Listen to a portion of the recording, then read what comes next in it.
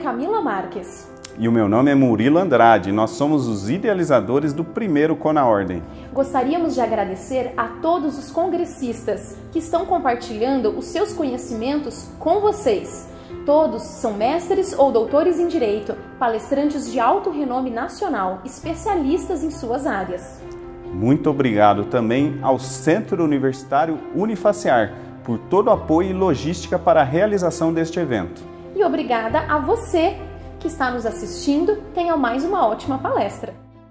Olá, sejam todas e todos muito bem-vindos à nossa revisão para a OAB da disciplina de Direitos Humanos.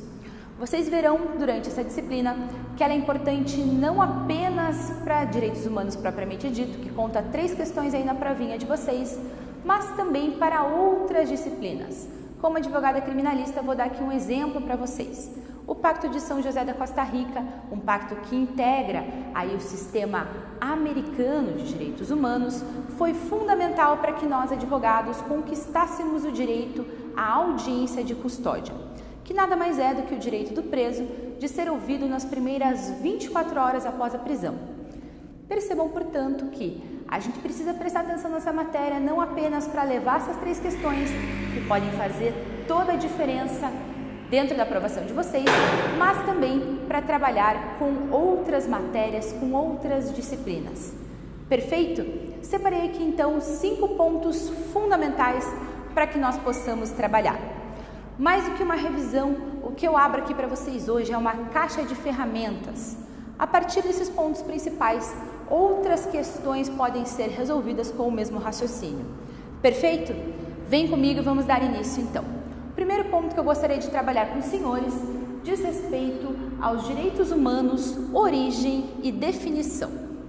Como vocês devem lembrar, a internacionalização dos direitos humanos ela se inicia a partir da Segunda Guerra Mundial. Após aquele enorme genocídio, essa situação tão gravosa que acometeu o nosso planeta, de uma maneira tão significativa, a comunidade internacional percebeu a importância de começar a desenhar declarações, tratados em conjunto, em parceria. É assim que surge a ONU, a partir da Declaração Universal dos Direitos do Homem, em 1948. O que a gente tem que lembrar? À época, nós tivemos aí uma larga aceitação dessa declaração. Ela foi feita sob forma de declaração porque, como bem ressaltou à época a Eleanor Roosevelt, não seria possível uma adesão tão significativa se essa declaração se tratasse, por exemplo, de um tratado que gera um direito cogente, que gera uma obrigatoriedade com relação aos Estados. Ainda assim, nós tivemos algumas abstenções, que por vezes são lembradas não apenas na OAB, mas também em alguns concursos. Quais foram essas abstenções? A primeira delas, África do Sul. Por que a África do Sul se absteve de declarar esse documento tão importante? Iniciava a época o apartheid na África do Sul. E dessa sorte, ratificar aí um documento, assinar, firmar uma declaração que falava de igualdade não fazia o menor sentido. Outra abstenção foi da Arábia Saudita, que também estava ali com a sua restrição em virtude da situação religiosa do país. Como falar, por exemplo, em igualdade de gênero em um país em que a religião não permite que essa igualdade exista. Outra situação era a questão da liberdade religiosa, que consta ali da declaração, mas que não era permitida dentro da Arábia Saudita. As outras abstenções são com relação à União Soviética, à época, hoje Rússia, em parte, e aos países satélites da União Soviética, que tinham uma imensa desconfiança, especialmente com relação à origem. Era, de fato, um documento organizado essencialmente pelos Estados Unidos. De modo que essa aceitação soava ali ao pessoal da União Soviética como um risco à soberania deles, um risco à soberania estatal. Então, a partir desse documento que a gente passa a ter uma construção internacional dos direitos humanos com um sistema global, que nós veremos mais para frente em detalhes. Então, acompanhem comigo a leitura. considerando que os povos das Nações Unidas reafirmaram na Carta da ONU sua fé nos direitos humanos fundamentais, na dignidade e no valor do ser humano e na igualdade de direitos entre homens e mulheres, e que decidiram promover o progresso social e melhores condições de vida em uma liberdade mais ampla, a Assembleia Geral proclama a presente Declaração Universal dos Direitos Humanos como o ideal comum a ser atingido por todos os povos e todas as nações. Porque a leitura desse preâmbulo é fundamental.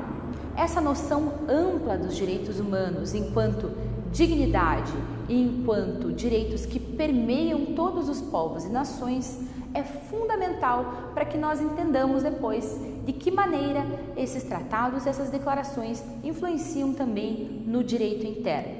Perfeito? Adote então como definição de direitos humanos, como principal palavrinha que vocês têm que lembrar dentro da prova, a palavra dignidade. Perfeito? Vamos então ao nosso segundo ponto, vejam aqui no quadro. Iremos trabalhar agora as características dos direitos humanos. E mais uma vez eu vou pedir para que vocês acompanhem a leitura ponto a ponto para que a gente trabalhe cada um desses direitos. Perfeito? Vamos então à primeira característica, a universalidade. A universalidade, ela pressupõe que esses direitos humanos, eles conseguem ser ressecados, eles conseguem ser dissecados até o ponto em que eles sejam tão fundamentais, tão inerentes à qualidade humana, que eles não sejam afastáveis em absolutamente nenhum ponto. Essa é uma questão polêmica que, se estivéssemos nós aí em uma pós-graduação ou eventualmente uma aula de mestrado, eu gostaria de aprofundar com os senhores. Para a OAB, o que é importante lembrar? Na universalidade, esses direitos eles não são afastáveis. Perfeito? Cumpre a todo ser humano por uma característica inata e não é algo que é concedido, não é algo que é atribuído, é algo que é reconhecido, pois já existe. Perfeito? Vamos então ao próximo. Indisponibilidade. Significa que eu não posso dispor dos meus direitos, que eu não posso abrir mão desses direitos. E essa é uma característica que garante, por exemplo, uma defesa em relação aos arbítrios estatais. Por mais que o Estado brasileiro chegue para mim e me obrigue a abrir mão, por exemplo, do meu direito humano à igualdade de gênero, eu não tenho essa disponibilidade desse direito. Ele me é inerente. Perfeito? Absolutamente relacionado com a universalidade e com as demais características. A próxima característica que eu quero trabalhar é a característica da irrenunciabilidade. Ela está igualmente relacionada a essas características anteriores. Os direitos humanos são irrenunciáveis, me são intrínsecos e não há nada que eu possa fazer para afastá-los da minha característica humana. Esses direitos eles são ainda inalienáveis, de sorte que eu não posso vender, eu não posso trocar, eu não posso negociar os meus direitos humanos. Bastante relacionado também com as características anteriores. São imprescritíveis, não há afastabilidade e não há prescritibilidade de você conquistar ou de você requerer qualquer tipo de retribuição com relação a esses direitos. Perceba, isso influenciou sobremaneira a lei brasileira relativa, por exemplo, ao racismo. A nossa Constituição Federal de 1988 já prevê ali, de maneira bastante cuidadosa, que o racismo é um crime imprescritível. Isso deriva também das noções internacionais de direitos humanos. Vamos então à próxima característica, a aplicabilidade imediata. O que isso significa? A partir do momento que esses direitos humanos eles estão dispostos, eles estão previstos, não é necessário que uma lei, não é necessário que um regramento, que uma portaria me diga de que maneira esse direito será aplicado, quais serão os detalhes dessa aplicação. Se está garantido o meu direito à integridade física, por exemplo, ou o meu direito a não sofrer tortura dentro de um tratado, isso é suficiente para que esse meu direito não seja afastado de nenhuma maneira. Vamos à próxima característica. Indivisibilidade. Não é possível dividir esses direitos humanos, não é possível tratá-los de maneira segmentada. Bastante simples e bastante direto, como eu coloco os senhores. Temos ainda a complementariedade. que é a característica de que esses direitos eles devem ser lidos e ser interpretados de maneira global enquanto o sistema que eles comportam e que eles constroem. A característica do caráter declaratório, e aqui é muito importante. Quando nós temos uma declaração de direitos humanos feita em 1948, nós estamos reconhecendo direitos, como eu coloquei. Por isso que o caráter é declaratório, nós estamos apenas verbalizando algo que é intrínseco. Nós estamos reconhecendo direitos que existem por natureza, nos aproximamos aqui da noção de direito natural, de sorte que não há possibilidade de serem conferidos direitos humanos. A mera natureza humana já faz com que eu seja dotada de todos esses direitos. Perfeito?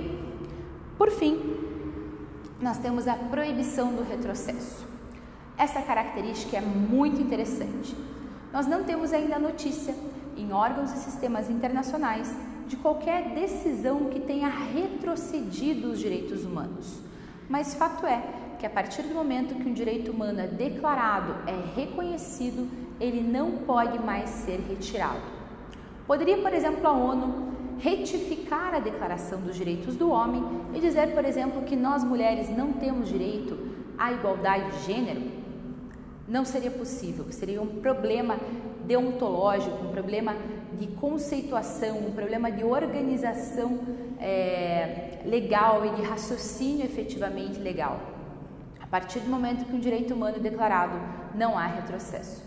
Percebam que essas características são quase que repetitivas, né? É algo muito comum aos direitos humanos e do direito internacional, de modo a abarcar, a protegê-los de tal maneira que não seja possível, a partir dessa declaração, que a gente tenha qualquer tipo de regresso. Perfeito? As características que eu utilizei aqui são características amplas, utilizadas recorrentemente na doutrina e por vezes caem na OAB de que forma? São questões bastante específicas com relação a essas características, né? Então, por exemplo, eles colocam lá na questão, são características dos direitos humanos conforme a Declaração Universal dos Direitos do Homem. Vai estar lá descrito, né? Irrenunciabilidade, universalidade e uma série de exemplos. Qual é o conselho que eu dou para vocês? Procurem sempre aquela alternativa que for a mais protetiva. Se tiver alguma característica que fale impossibilidade de diminuição de direitos, impossibilidade de regresso, impossibilidade do sujeito detentor, né, do ser humano abrir mão de qualquer um desses direitos, corram dessa alternativa, porque ela, mais do que seguramente, não é a alternativa correta. Perfeito? Vamos então ao nosso terceiro ponto e é aqui que a coisa começa a ficar boa. Acompanhem aqui comigo no terceiro ponto. Dimensões dos direitos humanos. Essa é uma das matérias que mais cai. Vocês podem ter aprendido tanto no conceito de dimensões quanto no conceito de gerações. Por que considero o conceito de gerações já ultrapassado em muito?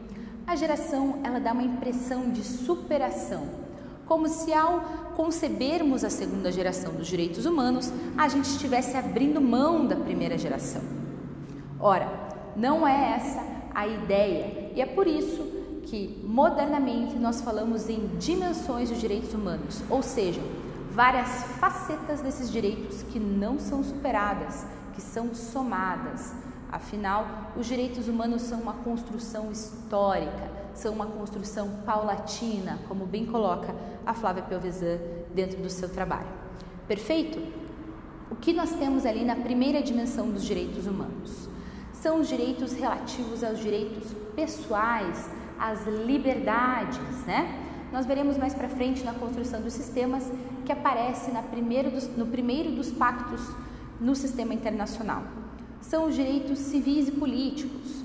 Por exemplo, o direito à liberdade, o direito de ir e vir, o direito mais especificamente de liberdade de expressão, são todos exemplos desses direitos de primeira dimensão, relacionados essencialmente ali ao pós-Revolução Francesa, pós-Revolução Inglesa. Percebam que interessante, esse é o momento em que o cidadão se impõe face ao Estado para dizer, enquanto cidadão, enquanto ser humano, eu tenho direitos e o Estado, ele merece um freio a partir desses direitos. Não pode o Estado adentrar a minha esfera pessoal de maneira a arbitrariamente, por exemplo, me proibir de fornecer uma opinião política ou me prender sem uma fundamentação competente. Perfeito? Essa é a primeira geração dos direitos humanos. Normalmente cai nas provas aí relacionando direitos fundamentais à Constituição Federal de 88 ou o Sistema Internacional de Direitos Humanos dentro dos pactos, que eu irei explicar para vocês mais adiante. Dentro desse exemplo, dentro desse conceito, cabe o exemplo que eu trouxe aqui da audiência de custódia. Perfeito? Vamos dar sequência então. Falamos também de segunda geração dos direitos humanos. Percebam, nós falamos aqui de direitos sociais, direitos econômicos e direitos culturais.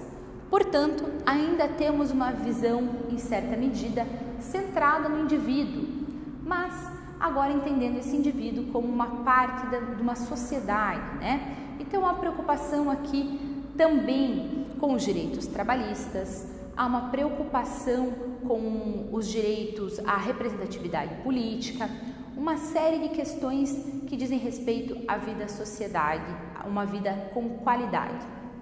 Tudo bem? O que nós precisamos relacionar aqui com a segunda dimensão? A Constituição de Weimar, de 1919, que, como vocês bem lembram, é uma Constituição alemã que passa a reconhecer esses direitos civis, econômicos e sociais, o direito ao bem-estar social, por exemplo, o direito à saúde, o direito à educação, e também a Constituição mexicana, que aqui na América Latina é o must, É o que a gente precisa se preocupar enquanto comunidade latina como exemplo desses direitos de segunda geração. Perfeito? Falamos ainda em direitos de terceira geração, particularmente os que eu considero mais belos, mais bonitos. Por quê? São os direitos coletivos e difusos.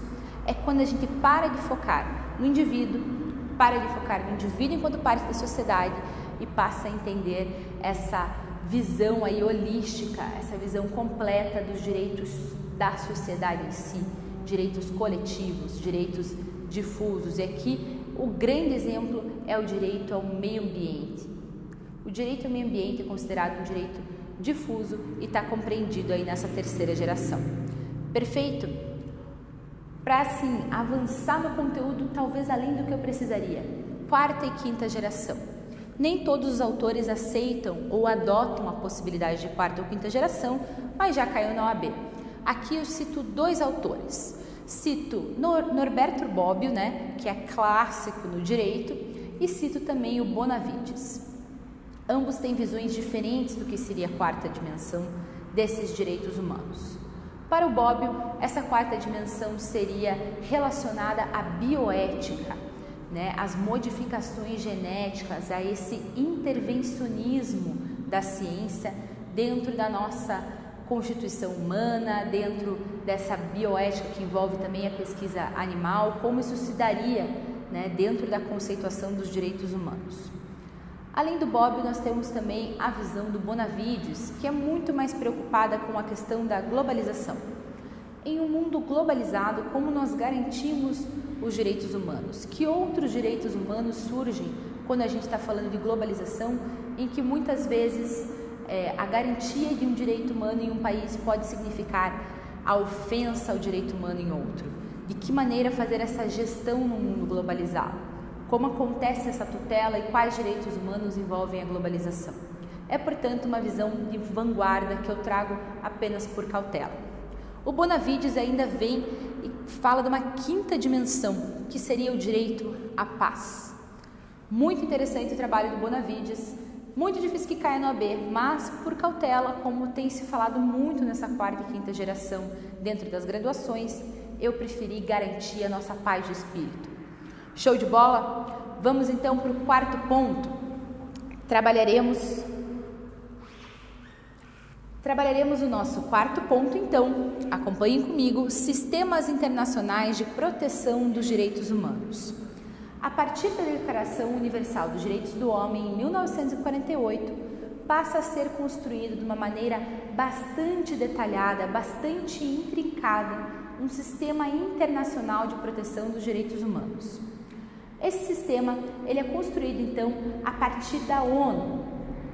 Falaremos aqui em dois sistemas. O sistema internacional global, que diz respeito, portanto, ao sistema construído a partir das Nações Unidas, e recomendo aos senhores visitem o site das Nações Unidas e deem uma lida nos conceitos que são trazidos ali na página sobre direitos humanos, na foto que eles colocam ali do sistema, o que faz a Assembleia Geral, o que tratam cada uma das convenções e dos tratados, porque é algo bastante visual. Eu gostaria de ter trazido aqui em slide para os senhores, vou entregar aí o material para ver se a gente consegue disponibilizar, mas caso não seja possível, por favor, acessem o website das Nações Unidas, está tudo na mão, está tudo disponível e é super gostoso de fazer a leitura. Tudo coloridinho, tudo feito para que a gente tenha prazer nessa consulta. Esse sistema ele surge então a partir da declaração. Como que se dá? Com a declaração são formadas então alguns comitês, algumas comissões para que passem a ser desenvolvidos os pactos, os tratados, as declarações. Ainda surge a Corte Internacional dos Direitos Humanos, que é responsável por julgar estados. Isso é muito importante. Nós não julgamos dentro da Corte pessoas, indivíduos, pessoas naturais. Nós não julgamos empresas que não são consideradas, ao menos por hora, sujeitos de direito internacional. Nós julgamos estados que ferem, de alguma forma, os tratados, as declarações, os documentos que foram ratificados. Esse sistema ele é muito importante para que a gente entenda como se dá a proteção dos direitos humanos. Então percebam, nós temos alguns documentos essenciais. O primeiro documento é a Declaração Universal dos Direitos do Homem de 1948. Essa declaração, que a gente já leu aqui o preâmbulo juntos, ela traz algumas disposições que orientam toda a construção que será feita mais para frente. A partir dessa declaração é que são feitas as convenções de direitos humanos, sobre direitos da mulher, a prevenção da tortura, direitos da pessoa com deficiência, sendo essas as principais que nós precisamos lembrar, e que são feitos também os pactos. 2 pactos internacionais, conhecidos por PIDESC, que é o Pacto Internacional de Direitos Econômicos, Sociais e Culturais. Percebam como ele está diretamente relacionado aos direitos da segunda geração. E também o Pacto Internacional de Direitos Civis e Políticos, diretamente relacionado aos direitos de primeira geração. Percebam, portanto, que a construção legal desse sistema da ONU, ele tem uma relação profunda, ele segue essas diretrizes muito cuidadosas aí da Declaração Universal dos Direitos do Homem. Dentro também desse sistema nós temos a Corte, como eu vinha falando para os senhores, cuja atuação pauta também as atuações dos sistemas locais. Quais são os sistemas locais atualmente que estão já bem instituídos? O sistema americano, do qual logicamente fazemos parte, o sistema africano, que é um sistema de vanguarda com a legislação mais recente, com conteúdo muito interessante, vale a pena pesquisar, e também o sistema europeu de direitos humanos, que é referência inclusive para nós aqui na América. Perfeito? Dentro desse sistema americano, o que nós não podemos esquecer de forma alguma? No sistema americano nós temos a Carta da OEA e nós temos a Declaração Americana dos Direitos e Deveres do Homem, ambos de 48. Percebam, portanto, que fenômeno extremamente curioso. Junto com a Declaração Universal dos Direitos do Homem, vem de maneira extremamente vanguardista, extremamente à frente do resto do mundo, a Declaração Americana. Vem a documentação que institui a OEA, a Organização dos Estados Americanos. Dentro da OEA nós temos também um sistema muito similar ao sistema internacional global, que contém igualmente uma corte e diversas comissões responsáveis por fazer a tutela dos direitos humanos. Fato interessante que também comunica aqui com a matéria de direito penal. Se hoje nós temos a Lei Maria da Penha, é porque o Brasil foi condenado na Corte Americana de Direitos Humanos com relação ao caso Maria da Penha, sendo então sugerido pela Corte como punição, como consequência dessa condenação, que o Brasil tivesse uma maior atenção com as leis protetivas dos direitos da mulher.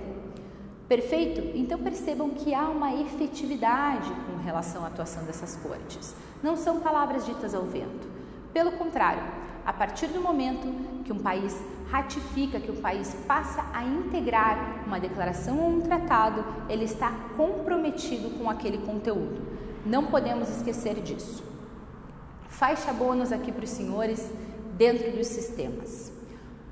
Há também, em paralelo, as cortes internacionais que julgam estados, o Tribunal Penal Internacional. Por mais que essa seja uma parte pequenina da matéria, fato é que é um assunto recorrente na prova da OAB que a gente não pode deixar passar. O que é o Tribunal Penal Internacional? É um tribunal que foi instituído a partir do Estatuto de Roma para não mais julgar estados, mas sim julgar pessoas, aqueles perpetradores dos crimes mais horrendos que se poderia pensar contra os direitos humanos. E quais crimes são esses? O crime de genocídio, que é o extermínio de uma população, e esse extermínio pode ocorrer não apenas com homicídios coletivos, mas também através de impedimento que as mulheres de determinado povo engravidem, a partir do sequestro das crianças, a partir de uma série de ações que fazem com que aquele povo ele seja acuado, ele seja reduzido de maneira forçada. Esse é o genocídio. Crimes contra a humanidade, que é lato sensu, uma série de condutas possíveis. Crimes de guerra, que são atitudes que ferem as determinações de guerra, a exemplo das bombas cluster, que são bombas que explodem de maneira a causar ferimento e dor de uma maneira muito mais significativa, o uso de crianças soldado, dentre outros delitos de guerra. E também o crime de agressão, que foi incluído a posteriori, que é a invasão de outro país sobre o pretexto qualquer, pode ser um pretexto inclusive de direitos humanos, sem a autorização do Conselho de Segurança da ONU. Esse Conselho de Segurança, ele integra o sistema que eu já mencionei para os senhores, e é ele que é responsável por autorizar essas intervenções interestatais, essas intervenções internacionais em países que estão aí em contexto de ofensa aos direitos humanos. Tudo bem? Esses são os 4 crimes julgados. Dentro do TPI, então, nós julgamos pessoas e não estados. O Brasil é signatário do Estatuto de Roma, mas nós não fizemos uma estrutura interna para julgamento desses crimes. Há uma discussão, portanto, na doutrina se o Brasil de fato poderia julgar e processar crimes que estão contidos no Estatuto de Roma, se nós deveríamos levar esses crimes a julgamento dentro do tribunal, fazendo uso do princípio da complementariedade, ou se efetivamente, por não ser o Brasil um país que se preocupou em desenvolver essa legislação interna, de nada vale a nossa ratificação. Essa discussão ainda não caiu na OAB. Por hora, a gente precisa preocupar com quais são os 4 crimes que são julgados, se o Brasil é signatário ou não do Estatuto de Roma e para que ele se presta, que é para julgar os maiores perpetradores, ou seja, aqueles que tinham o poder de efetivamente determinar o cometimento, impedir esse cometimento de alguma forma. Tá bem? Falaremos agora então como último tópico sobre a questão dos direitos humanos, direitos fundamentais e garantias. Quando a gente fala de direitos humanos, direito à vida, direito à liberdade, direito à saúde, direito à educação, nós estamos falando de direitos que constam na nossa Constituição Federal de 1988, não é verdade? Quando esses direitos constam da Constituição e passam a ser pedra angular do Estado brasileiro, nós falamos então de direitos fundamentais. Tudo bem? Por isso, nós não falamos que direitos humanos e direitos fundamentais são sinônimos, não é a mesma coisa. Nós não falaremos, por exemplo, os direitos fundamentais na Declaração Universal dos Direitos do Homem, mas podemos muito bem fazer esse paralelo entre direitos humanos e direitos fundamentais que serão encontrados na Constituição. Agora, pergunto a vocês, O Estado brasileiro ratificou então um Tratado de Direitos Humanos, ou seja, vamos relembrar aqui rapidinho. Declaração é uma disposição de direitos, ela não gera cogência sobre o Estado. Há uma discussão doutrinária, mas para a OAB é isso que a gente precisa saber. O tratado, por sua vez, ao ser ratificado dentro da dinâmica, dentro da lógica brasileira, todo tratado de direitos humanos, ao ser ratificado e internalizado, ele passa a ter status constitucional. O que isso significa? O desrespeito a uma norma de direitos humanos ratificada pelo Estado brasileiro significa um desrespeito a uma norma máxima, em virtude do status constitucional. Compreendido? É por isso que, com muito esforço, nós conseguimos aqui que fosse conferido às pessoas presas o direito à audiência de custódia, porque o Pacto de São José da Costa Rica, ele tem status de norma constitucional e deve ser respeitado desta maneira. Há uma pequena discussão doutrinária aqui, se seria necessário, ao ratificar, ao internalizar esse tratado, que nós passássemos pelo mesmo procedimento da PEC, com a votação em 2 turnos por 3/5 das casas, para que tivesse o status constitucional. Professores de referência como a professora Flávia Pelvezan afirmam para nós, porque são outros professores além da professora Flávia, é toda uma corrente que afirma de maneira indelével que, sendo ratificado o Tratado de Direitos Humanos, esse tratado tem status constitucional dentro do Brasil. Perfeito? Tem alguns últimos conselhos para dar para vocês com a nossa faixa bônus, tema que está quente, refugiados. Deem uma lida na lei de refugiados, consta ali do material de vocês, da indicação, e também vem sendo falado em todas as revisões de prova, em cursinhos, da importância da leitura da lei, que é a Lei 9474 de 1997. Dentro da Lei dos Refugiados, nós vamos encontrar quem pode ser refugiado e qual o caminho a ser percorrido. Por ora, o que precisamos lembrar? Precisamos lembrar que será reconhecido como refugiado, acompanhem comigo ali na legislação,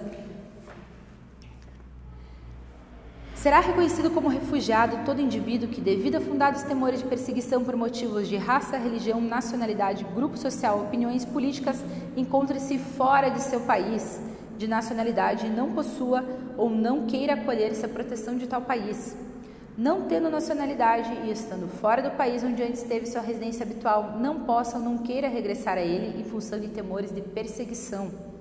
Devido à grave e generalizada violação dos direitos humanos, é obrigado a deixar o seu país de nacionalidade para buscar refúgio em outro país. Aqui no Brasil, quem se preocupa com o deferimento desses pedidos é o CONARE, o Conselho Nacional de Refugiados. Então, o refugiado faz o requerimento, se enquadrando em um desses 3 incisos, e assim que deferido, ele faz jus a todos os direitos e toda a proteção dentro do Estado brasileiro. Perfeito? Se o refugiado está aqui e quebra uma perna, ele tem direito ao SUS? Tem. Se o refugiado está aqui e gostaria de cursar uma universidade federal, ele tem direito a essa educação? Tem direito a essa educação. Perfeito? Deem uma lida nessa lei porque pode render uma questão para vocês e, como vocês bem sabem, uma questãozinha pode fazer diferença. Depoimento pessoal, eu fiquei por uma questão na minha primeira tentativa da OAB. Então, todo esforço é válido. Direitos humanos é uma matéria gostosa, uma matéria tranquila de ser revisada para garantir essas 3 questões e, de quebra, quem sabe ainda conseguir abocanhar alguma questão de outra matéria que converse com direitos humanos. Fico à disposição, coloquei aqui no quadro meu Instagram, onde eu costumo tirar dúvida dos alunos. Contem comigo, muito boa sorte na prova, sucesso e vejo vocês no futuro, colegas de profissão.